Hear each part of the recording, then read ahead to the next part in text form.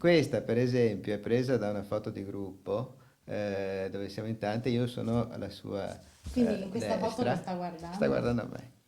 E io stavo dicendo qualcosa e lui stava pensando a qualcosa Alla faccia del di papà. sornione. In una storia dove la verità sembra ancora così lontana, questo sorriso sornione che racconta la complicità tra padre e figlio è quanto di più autentico ci possa essere dopo settimane di silenzio attorno alla morte misteriosa di Domenico Mauro Antonio.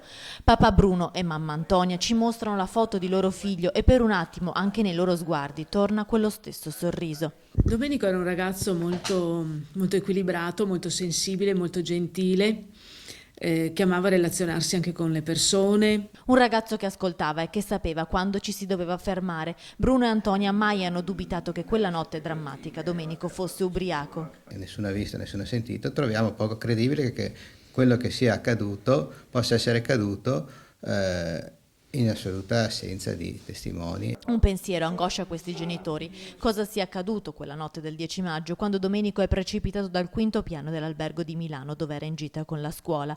Molte ipotesi che ogni giorno questi genitori ascoltano con dolore in attesa di conoscere la verità. Verità che si spera emerga dagli interrogatori dei compagni accusati dall'opinione pubblica in queste settimane di tacere molti particolari.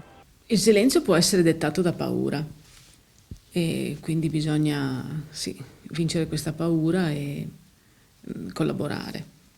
Quindi senza reticenze, l'ho detto tante volte. Però potrebbe anche essere un silenzio colpevole. Io non mi riferisco specificamente ai compagni di classe o dell'altra classe o ad altri ragazzi che frequentino quel liceo. Nessuna accusa, ma un'unica richiesta: sapere perché quel figlio così amato non c'è più, morto mentre era felice, perché Domenico quella sera aveva scritto al papà che si era divertito e sicuramente scrivendo quell'ultimo messaggio aveva quello stesso sorriso sornione che tanto piaceva ai suoi genitori.